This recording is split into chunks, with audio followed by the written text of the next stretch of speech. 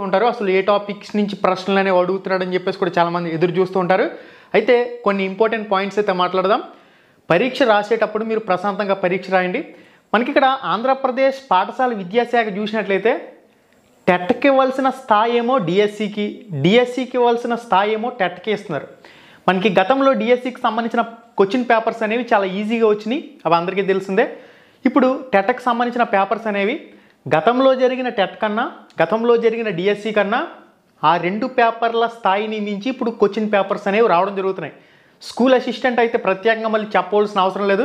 ఈరోజు psychology paper అనేది 26 topics వరకు కూడా కొత్త రకాల టాపిక్స్ నుంచి ప్రశ్నలు అడిగారని చెప్పేసి అభ్యర్థులు గగ్గోలు పెడుతున్న పరిస్థితి. ఎస్జిడి సెకండరీ గ్రేడ్ టీచర్కి సంబంధించి చూసినా సరే ఎక్కువగా ప్రశ్నలు అనేవి మ్యాచింగ్స్ అడగటం, సరైనవి సరికానివి అని చెప్పేసి అడగటం, టెట్కి ఇంత స్థాయి అవసరమా అనిపించే విధంగా ప్రశ్నలు అయితే వస్తున్నాయని చెప్పేసి రాసే అభ్యర్థులు చెప్తూ ఉన్నారు. సైకాలజీకి సంబంధించి మనం రెగ్యులర్గా ఏవైతే ఇంపార్టెంట్ టాపిక్స్ చూస్తూ ఉంటామో వాటి నుంచి కాకుండా కొత్త టాపిక్స్ నుంచి కూడా ప్రశ్నలు అయితే అడుగుతున్నారని చెప్పేసి అభ్యర్థులు అయితే పరీక్ష రాసిన అభ్యర్థులు అయితే చెప్తూ ఉన్నారు. అందువల్ల ఎవరైతే సబ్జెక్ట్పై పూర్తి అవగాహనతో ఉంటారో వాళ్ళైతే ఆలోచించి అప్పటికప్పుడు ఆలోచించి ప్రశ్నలకు ఆన్సర్ చేసే విధంగా కొన్ని ప్రశ్నలు ఉన్నాయని చెప్పేసి కూడా చెప్తూ ఉన్నారు. అందువల్ల ప్రశాంతంగా పరీక్ష రాయండి. ఈరోజు పేపర్ ఓవరాల్గా ఏ విధంగా ఉందని చూసినట్లయితే మధ్యస్థాయికి మించి మధ్యస్థాయికి మించి పేపర్ అయితే ఉంది. పేపర్ ఈజీ, అసలు ఈజీ అనే పదం తీసేయండి.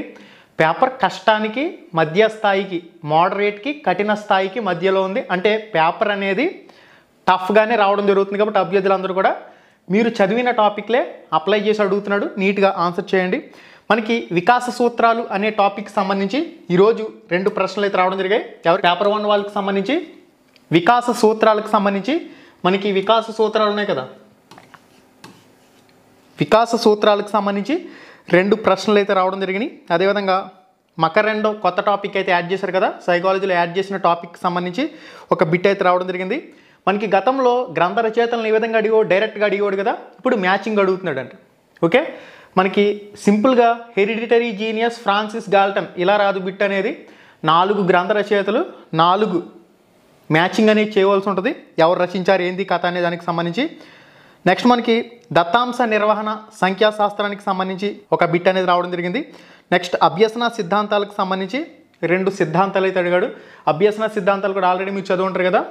పావ్లోవ్ సిద్ధాంతానికి సంబంధించి శాస్త్రీయ నిబంధన సిద్ధాంతం, కార్యసాధక నిబంధన సిద్ధాంతానికి సంబంధించి స్కిన్నర్, మొత్తం అభ్యసన సిద్ధాంతాలన్నీ కలుపుకుని మనకి 2 మార్కులు అయితే రావడం జరిగాయి. ఎన్సిఎఫ్ 2005 ఈ టాపిక్ నుంచి 1 మార్క్ అయితే రావడం జరిగింది. టాపిక్ ఏదో బేసిక్స్ టచ్ చేయకుండా టాపిక్లోకి వెళ్ళిపోతున్నాడు, దయచేసి కంప్లీట్గా చదవాల్సిందే. ఎన్సిఎఫ్ 2005, ఎన్ఈపి 2020కి సంబంధించి 1 మార్క్ అనేది రావడం జరిగింది.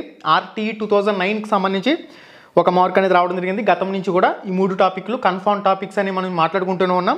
వైఖరి టాపిక్ సంబంధించి బిట్ అనేది రావడం జరిగింది. రక్షక తంత్రాలు సృజనాత్మకత టాపిక్ సంబంధించి ఒక బిట్ అనేది రావడం జరిగింది. నెక్స్ట్ ప్రజ్ఞా రకాలకు సంబంధించి ఒక బిట్ అనేది రావడం జరిగింది. కారల్ రోజర్స్కి సంబంధించి ఒక బిట్ అనేది, అభిరుచి పరీక్షలకు సంబంధించి ఒక బిట్ అనేది, నెక్స్ట్ పూర్వ బాల్య దశకు సంబంధించి ఉత్తర బాల్య దశకు సంబంధించి ఈ రెండింటిని టచ్ చేసే విధంగా ఒక బిట్ అనేది రావడం జరిగింది. అంటే 3 దశలు చదువుకోవాలి, శైశవ దశ, పూర్వ బాల్య దశ, ఉత్తర బాల్య దశకు సంబంధించి మ్యాచింగ్ అడగడానికి అవకాశం అయితే ఉంటుంది. నెక్స్ట్ అవరోధాలకు సంబంధించి, నెక్స్ట్ తెలుగుకు సంబంధించి చూసినట్లయితే 2 పద్యాలు ఇచ్చి, అంటే 2 వేరు పద్యాలు ఇచ్చి అక్కడ వాటికి సంబంధించిన ప్రశ్నలు అడగడం. ఇక్కడ తెలుగు చూసుకున్నట్లయితే బాగానే ఉంది. తెలుగు అనేది ఆల్రెడీ ఆ తెలుగు సబ్జెక్ట్ మీద విషయ పరిజ్ఞానం ఉంటుంది కాబట్టి అది బాగానే చేయగలుగుతారు. సైకాలజీ అనేది ఎక్స్పెక్ట్ చేసిన దానికన్నా కొద్దిగా టఫ్గా రావడం జరుగుతుంది కాబట్టి అభ్యర్థులు కాస్త ప్రశాంతంగా ఆలోచించి రాస్తే ఇంకా మంచి స్కోర్ చేయడానికి అయితే అవకాశం ఉంటుంది. నెక్స్ట్ ఇంగ్లీష్ సబ్జెక్ట్ కూడా బాగానే ఉందని చెప్పేసి చెప్తూ ఉన్నారు. ఇక ఈవీఎస్కి సంబంధించి కూడా సబ్జెక్ట్పై పూర్తి పరిజ్ఞానం బాగా చదువు ఉన్న వాళ్ళు మాత్రమే ఆన్సర్ చేయగలుగుతారు. ఎందుకంటే సరైనవి సరికానివి మ్యాచింగ్లు బాగా ఎక్కువగా అడుగుతూ ఉన్నారు కాబట్టి టాపిక్పై సంపూర్ణ పరిజ్ఞానం కలిగి ఉండాలి. నెక్స్ట్ ప్రక్రియలకు సంబంధించి ఒక బిట్, ఇతివృత్తానికి సంబంధించి ఒక బిట్, అర్థానికి సంబంధించి అర్థం నానార్థాలకు సంబంధించి మ్యాచింగ్లు అడిగాడట, డైరెక్ట్ బిట్లు అడగలేదు, మ్యాచింగ్ అడిగాడని చెప్పి చెప్తూ ఉన్నారు. నెక్స్ట్ పద్యం ఒక 4 పద్య పాదాలు ఇచ్చేసి వాటిని సరైన క్రమంలో అమర్చండి, గతంలో కూడా అడిగేవాడు. నెక్స్ట్ వాదాలకు సంబంధించి ఒక బిట్ అనేది, తాళవ్యాలకు సంబంధించి ఛందస్సుకు సంబంధించి ఒక లైన్ ఇచ్చేసి పద్యపాదం ఇచ్చేసి దాన్ని ఛందస్సు గురులగులు విభజన చేసి దానికి సంబంధించి పద్యపాదం ఏంటనేది గుర్తించడం. ఛందస్సు అనే టాపిక్ సంబంధించి కూడా ఈరోజు బిట్ అనేది రావడం మనకి సైకాలజీ సబ్జెక్ట్లో స్టాటిస్టిక్స్ రిలేటెడ్గా కూడా ఒక బిట్ అనేది రావడం జరుగుతుందని చెప్పేసి చెప్తూ ఉన్నారు. అందువల్ల కంగారు పడకుండా నీట్గా ప్రశాంతంగా పరీక్ష రాస్తే మార్క్స్ అనేవి పెరగడానికి అవకాశం ఉంటుంది. కాబట్టి ఓకే, పేపర్స్ అనేవి ఈజీ అయితే కాదు, ఈజీ అనే పదానికి ఆస్కారం లేదు. పేపర్ అనేది బాగా చదివిన వాడికి సంబంధించి మధ్యస్థంగా ఉంటుంది. బాగా చదివిన వాళ్ళకి ఓకే, గతంలో 130లు 135లు స్కోర్ చేసిన వాళ్ళకి మధ్యస్థాయిలో అనిపిస్తుంది. ఇప్పుడే కొత్తగా టెట్ రాసే వాళ్ళకి సంబంధించి చాలా కఠినంగానే పేపర్ అనేది అనిపిస్తుంది. కాబట్టి అభ్యర్థులందరూ కూడా ప్రశాంతంగా పరీక్ష రాయండి.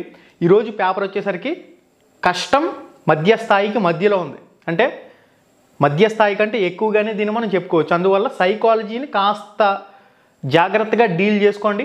మిగిలిన తెలుగు అదేవిధంగా ఇంగ్లీష్ మ్యాథ్స్ అనేది కూడా మీరు ఆల్రెడీ చదువు ఉన్నారు కాబట్టి ఈజీగానే చేయగలుగుతారు. ఇక ఈవీఎస్కి సంబంధించి కూడా సబ్జెక్ట్ లోనికి వెళ్తున్నాడు, సరైనవి సరికానివి అని అడిగినప్పుడు కంప్లీట్ నాలెడ్జ్ ఉన్నప్పుడు మాత్రమే వాటికి సంబంధించి కరెక్ట్ ఆన్సర్ ఇవ్వడానికి అవకాశం ఉంటుంది.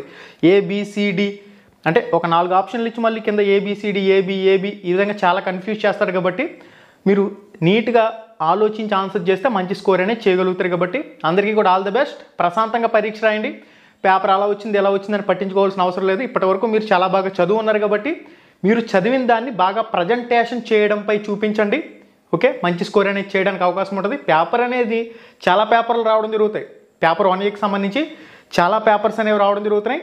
ఆ చాలా పేపర్స్లో కష్టమైన పేపర్లు ఉంటాయి, ఈజీ పేపర్లు ఉంటాయి, నార్మలైజేషన్ ఉంటుంది. కాబట్టి ఆ నార్మలైజేషన్ ఎంతమందికి 10 మార్కులు కలుపుతుంది, ఎంతమందికి 5 మార్కులు కలుపుతుంది. గతంలో 20-15 మార్కులు కూడా కలిపింది మన విద్యాశాఖ అధికారుల పుణ్యమాని. ఒక్కొక్క పేపర్ని ఒక్కో రకంగా ఇవ్వటం, నార్మలైజేషన్లు అంటూ అభ్యర్థుల జీవితాలతో ఆడుకోవటం ఇది సరైనది కాదు. దయచేసి డిఎస్సికైనా ఒకే జిల్లా ఒకే పేపర్లో పరీక్ష నిర్వహించాలని చెప్పేసి విద్యాశాఖ మంత్రి నారా లోకేష్ గారు లక్షలాది మంది అభ్యర్థులైతే మిమ్మల్ని కోరుతూ ఉన్నారు. దయచేసి అనేక పేపర్లలో పరీక్షలు నిర్వహించి నార్మలైజేషన్ అంటూ మీ ఇష్టం వచ్చిన సెషన్లకి మార్కులు కలుపుతూ అభ్యర్థుల జీవితాలతో ఆడుకోవద్దు. గత డిఎస్సిలో చాలామంది పాయింట్స్తో 1 మార్కుతో ఉద్యోగాలు కోల్పోయి అల్లాడిపోతున్న పరిస్థితి.